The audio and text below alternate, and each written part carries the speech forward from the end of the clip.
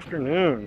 I am currently at Fisherman's Wharf, Pier 39. That's not what I'm going to talk about at all, though. On July 4th, we went to the conservatory to see the corpse flower bloom. It was in full bloom. You can actually check it out online, which is kind of cool. So they actually have like a webcam of it, but we decided to go see it in person, decided that, hey, it was worth paying a little bit of money to actually go see the flower live, and got to the conservatory, met up with a bunch of friends, and realized it was free. It was the, first Tuesday? First Tuesday of the month, which meant that most of the museums in San Francisco and most of the type of tourist areas are actually free. But this also meant that the line was out the door. It was crazy.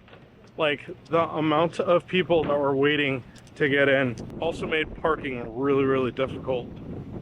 But we were actually able to find a spot. I actually dropped everybody off, went and found a spot to park, which ended up working out really well, because then on the way back over to the conservatory, stopped off to get a little bit of coffee, and then went over to meet up with everybody in line. And we only had to wait maybe about half an hour after I got back to the line, so it wasn't too bad. About 45 to an hour to get into the place. Not bad for free. And then we walked in. Now, I've never been to the conservatory before, at least inside of it. I've been all over the outside of it. And if you're not familiar, it's the big glass building inside of Golden Gate Park, which has it's like a greenhouse. And it's amazing. Like, the flowers and everything in there were gorgeous. The whole setup was so well done.